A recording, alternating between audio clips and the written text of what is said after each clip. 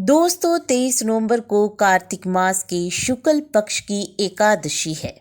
इसे देव उठनी एकादशी भी कहते हैं। इस 11 पर भगवान विष्णु के व्रत करने के साथ ही तुलसी और शालिग्राम जी का विवाह कराने की परंपरा है।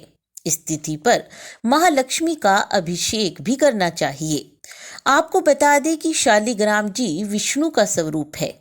पुराने समय में तुलसी ने विष्णु को पत्थर बनने का श्राप दिया था। इस संबंध में एक कथा प्रचलित है। ये कथा है शंखचूड़ शिवजी और भगवान विष्णु से जुड़ी हुई। इस कथा का जिक्र शिव पुराण में है। दोस्तों, अब हम आपको बता रहे हैं तुलसी और शंखचूड़ की कथा के बारे में।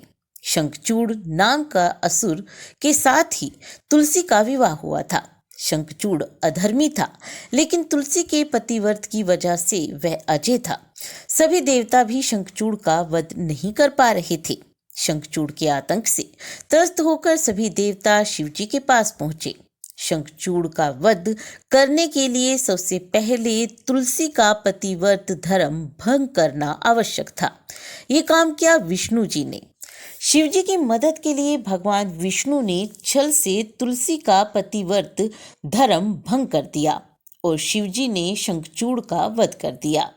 जब तुलसी को मालूम हुआ कि भगवान विष्णु ने उसके साथ छल किया है, तो उसने भगवान विष्णु को पत्थर बन जाने का श्राप दिया। विष्णु जी ने तुलसी का श्राप स्वीकार किया। तुलसी को विष्णु जी ने वरदान दिया कि अब से गंडकी नदी और तुलसी के पौधे के रूप में तुम्हारी पूजा होगी। मेरी पूजा में तुलसी का उपयोग जरूर होगा। दोस्तों, अब हम आपको बता रहे हैं कि शालिग्राम कहाँ पाया जाता है।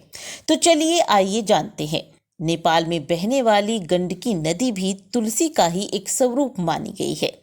इस नदी में एक प्रकार का जो काला पत्थर है वो मिलता है, जिन पर चक्र, गदा आदि निशान बने होते हैं। इन पत्थरों को ही शालिग्राम के रूप में पूजा जाता है। कार्तिक शुक्ल एकादशी से जुड़ी एक और मान्यता है।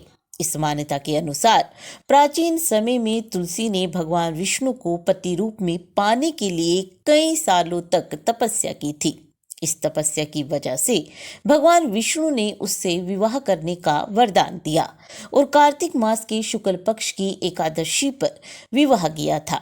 इसी वरदान की वजह से हर साल देव प्रबोधिनी एकादशी पर शालिग्राम और तुलसी विवाह कराने की परंपरा है।